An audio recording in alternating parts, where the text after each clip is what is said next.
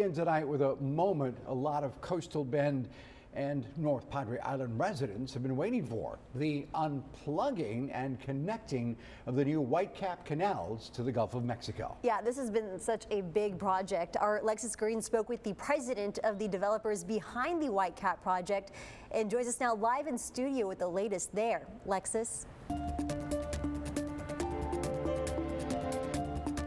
Thank you, Rudy and Leslie. You wouldn't think that the flowing of water would be as exciting for those who live on the water and see it every day, but this is a major milestone in the developments out on the island.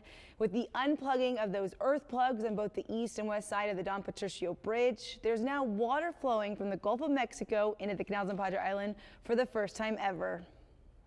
Patricio Bridge and the connection of the existing canals on North Padre Island to the Gulf of Mexico has been in the works for over 20 to 25 years. That's Steve Yetz, president of Ashlar Development, the company behind the Whitecap development project. Yetz says over the last 2 to 3 years, they've spent a good chunk of that time creating 60 plus acres of new canals. Yesterday, the contractor carefully started removing the earthen plugs, let's call it the dams, in such a manner that it allowed the waters to merge together and rise together with the current that was out there. According to Yetz, they've had to be careful not to cause damage when merging the two ends of the canals connected to saltwater, one end being Lake Padre and the other Laguna Madre, because of their tidal flows. In the canals that we built were full of, let's call it fresh groundwater. And so when we pull the plugs, that water, the salt water and the fresh water mixed. And that's a slow process. It's probably still continuing right now.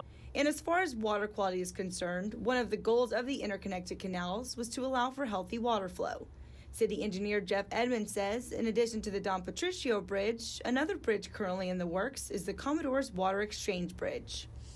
That bridge is being built by Whitecap, and there's support from the city through the tax increment reinvestment zone financing. And that bridge it has scour protection built into it.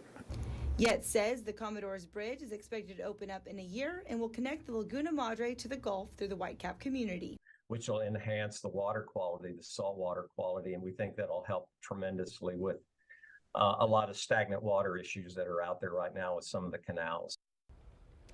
Yet says that some of the debris or foam you might have seen as part of the flushing process will normalize after time.